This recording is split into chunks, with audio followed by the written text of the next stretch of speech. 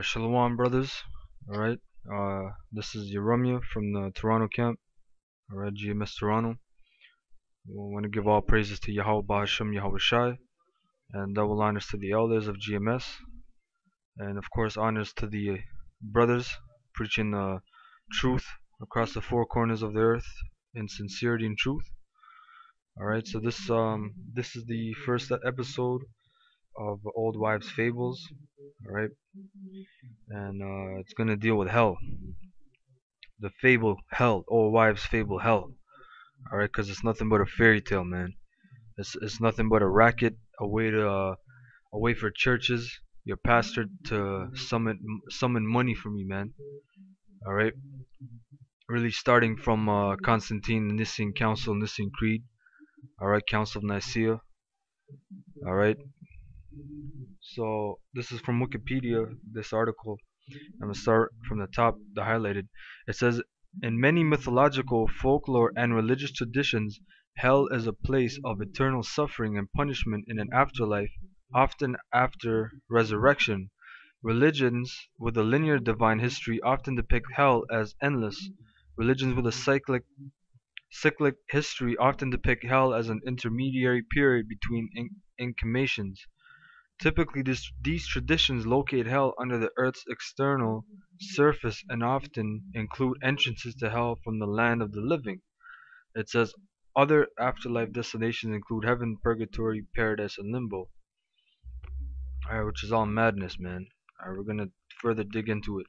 It says other traditions which do not conceive of the afterlife as a place of punishment or reward merely describe hell as an abode of the dead, a neutral place located under the surface of the earth. For example, see Sheol and Hades, which we're going to look those words up later.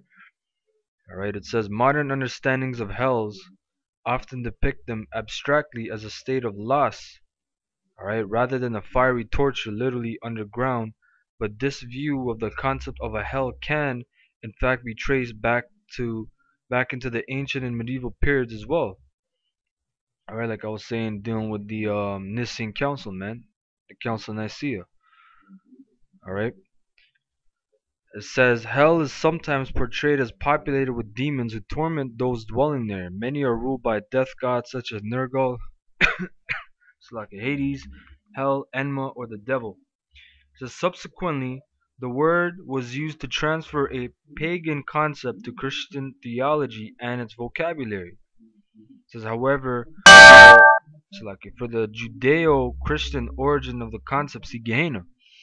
Now they just cut themselves in the whole matter of the article, man, because they just literally said subsequently the word was used to transfer a pagan concept, which hell is a pagan concept. That's a folklore tale, to old wives' fable. All right, to Christian theology. That's why a lot of these theologians, man, you can't trust a word. You can't trust a word for them, man. You know, you can't trust any of these so-called theologians. You got stupid ass peons out there.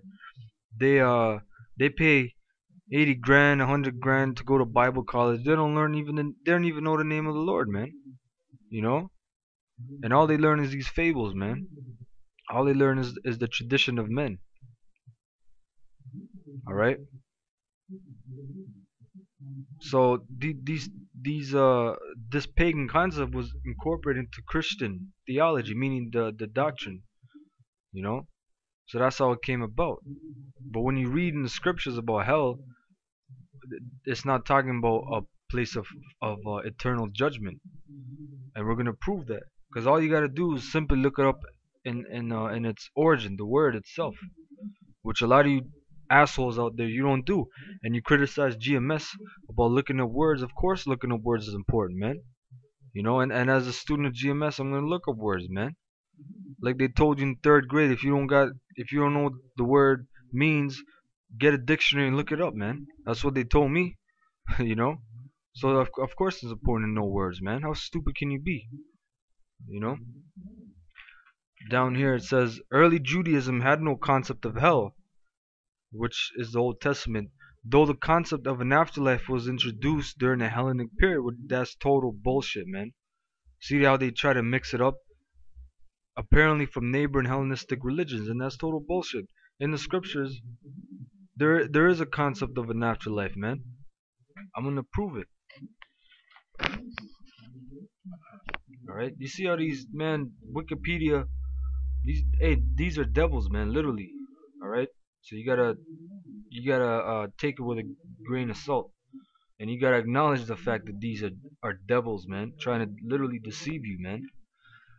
This is Ecclesiastes 3:20. It says, "All go unto one place; all are of the dust, and all turn to dust again. Who know the spirit of man that goeth upward, all right, and the spirit of the beast that goeth downward to the earth." So it tells you all go into one place, all of the dust, and all turn to dust again. Who know the spirit of man that goeth upward into the spiritual realm, man, or the Most High is. All right. So that's total madness when they say um, that there is no concept of afterlife. It was introduced during the Hellenic period, trying to say like we got that from like from the damn Greeks or some other damn nation, man. That's clear. Hey, it tells you in Genesis, Abraham was gathered when Abraham died, when Isaac died, they were gathered unto their people, man. What does that mean? That's afterlife. When when Saul summoned up Samson, all right, Samson, where does Samson come from? That's the spirit of Samson. That was Samson. You know, that was the spirit of Samson. Where did he come up, man? And then he said, why wakest thou me from my rest? You know. So that's all afterlife right there. You know. It says it occurs, for example, in Book of Daniel, Daniel 12:2, proclaims, and many of those who sleep in the dust of the earth shall awake, some to everlasting life, some to shame and everlasting contempt. Judaism does not have a specific doctrine about the afterlife, which, man, you people cannot be more stupid. That's why I remember about like 3 4 years ago on the highways, this bitch came up, and I told her there's reincarnation in the scriptures, and then because she's Roman Catholic, she said, "Oh, that's not in the Bible. That's not a doctrine. That's not the doctrine of the Bible. That's not a teaching of the Bible. There's no such thing as reincarnation." That's because you've been taught that bullshit, man. All right, because reincarnate, re means back or again, incarnate in the flesh, back in the flesh, man. There's a recycling method that the Most High has, man. All right. It says, but it does have a mystical Orthodox tradition of describing Gehenna. It says Gehenna is not hell, but originally a grave. And again, what does that mean? Gehenna is not hell. Hell is the translation they put it to, man. All right. Gehenna is not hell, but originally a grave. That's what the word Gehenna means. It means a grave or death. Because what does a grave represent? Death. And in latter times, a sort of purgatory, where one is judged based on one's life's deeds, or rather, where one becomes fully aware of one's own shortcomings and negative actions during one's life. There's no such thing as purgatory, man. That's another man-made doctrine, man. And Lord's will, I'll cut that old wives' fable in another lesson. Yahweh Bashem Yahushua willing, man. Right? It says the Kabbalah, which, man, you already know that's below the damn Quran, man. That's the Amalekites bullshit. The Kabbalah. It's all nothing but witchcraft, wizardry, full of magic spells and shit, man. That's like a definition of the left hand side, man. That's like right up there with the damn Talmud, man. You know. So the Kabbalah explains it as a waiting room, commonly translated as an entryway for all souls, not just the wicked. So the overwhelming majority of rabbinic thought maintains that people are not in Gehenna forever. The longest that one can be there is said to be 12 months, which, how do they know that, man? Some guy came out 12 months later and said, "Oh, I was there for 12 months." You know? However, there's been the occasional noted exception. How did they know that? What noted exception? One guy, "Oh, I was there for 3 months. You know, I caught a 3 month break. You know, they let me go off the range. You know, after 3 months." What kind of madness is that, man?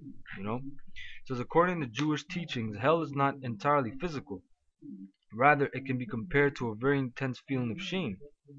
All right, just like you have a saying, right? "Oh, I'm catching hell. I'm in hell." It's really a state, number one, but when you actually look up the word, all it means is death or grave. All right. But that's why you have that saying, black man's hell, white man's heaven. Heaven, represents wealth, luxury, you being in relaxation, nobility.